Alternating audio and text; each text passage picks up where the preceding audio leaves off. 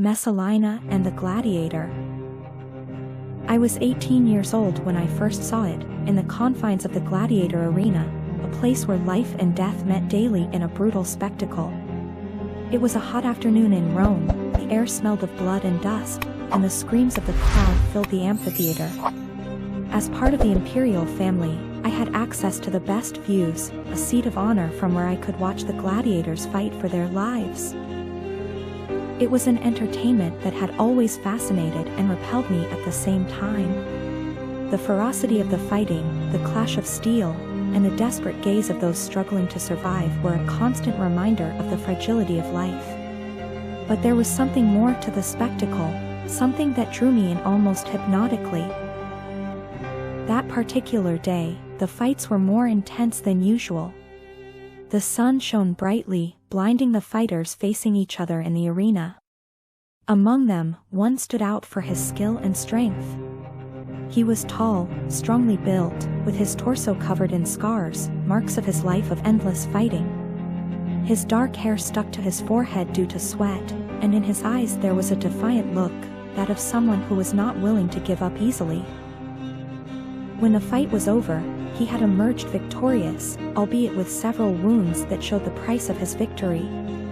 He bowed slightly to the box where we nobles sat, as was customary.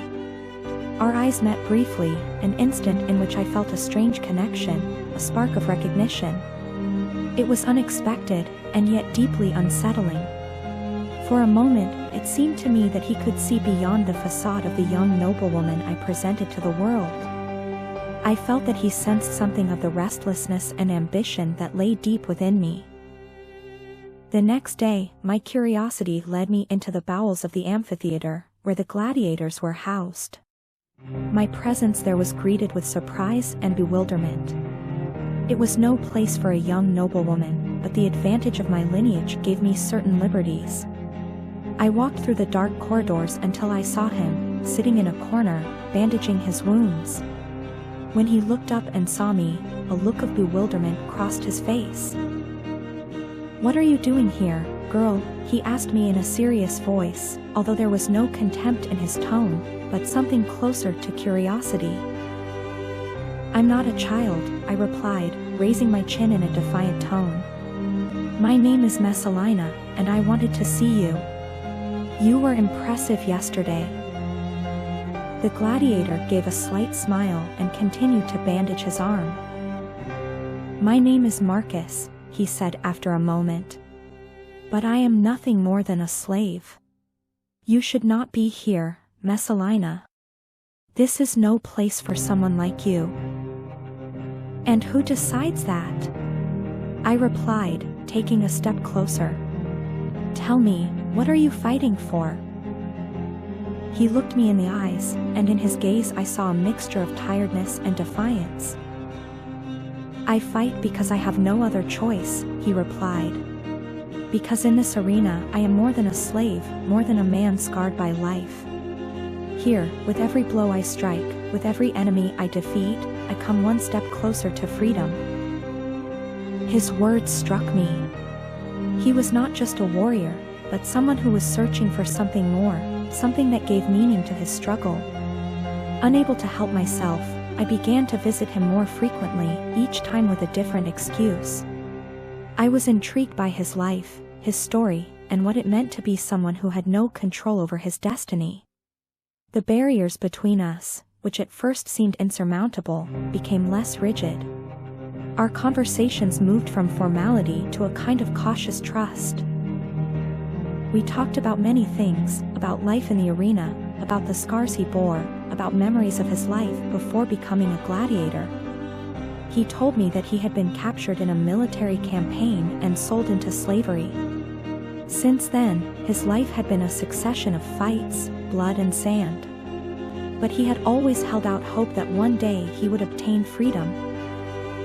In my youth, full of dreams and ambitions, there was something in his story that touched me deeply. I, who had grown up in the midst of luxury and the protection of the nobility, felt an inexplicable connection with that man who fought for his freedom with every breath. There was a day when the situation changed. A special match was announced, one that would pit Marco against a famous fighter, known for his brutality and excessive strength. The fight was scheduled as one of the big attractions of that month's festivities. When I heard about it, a feeling of uneasiness took hold of me. For some reason, the thought of seeing him fall in the arena was unbearable to me. The night before the fight, I ventured once more into the gladiators' cells. When I found him, sitting in the gloom, I knew that he, too, was prepared for the worst. "You can't give up, Marco," I said, with more desperation than I intended to show. "Not after everything you've been through." He stared at me, and in his eyes I saw a kind of resignation. "Fighting in the arena is unpredictable, Messalina," he said. "Not everyone who fights does so to win. Sometimes, we do it simply to prove that even when we are defeated, we are still masters of our own destiny." His words echoed in my mind as I walked away from the cells, and I barely slept that night. On the day of the fight, I watched from my seat as Marco prepared for his match. The crowd roared, demanding blood, and the scorching sun illuminated the arena. The fight was fierce, an exchange of blows that seemed endless. When Marco fell to the ground, the world stopped. I felt that I should do something, but I did not know what. Yet at that moment, when the referee turned towards the imperial box, my hands instinctively rose, begging for mercy. I do not know what prompted me to do so. Perhaps it was an uncontrollable impulse, or perhaps the certainty that he should not die there. Claudius, who was sitting next to me, looked at me in surprise, but did not stop me. The referee heeded the signal, and Marco was pardoned. As he was led out of the arena, our eyes met for a moment, and in his gaze I saw a mixture of gratitude and bewilderment. We never spoke again after that. Shortly afterward, Marco was sold to another owner, and I never heard from him again. But that experience left a deep mark on me. I learned that, although I myself was not a slave, I was not entirely free either.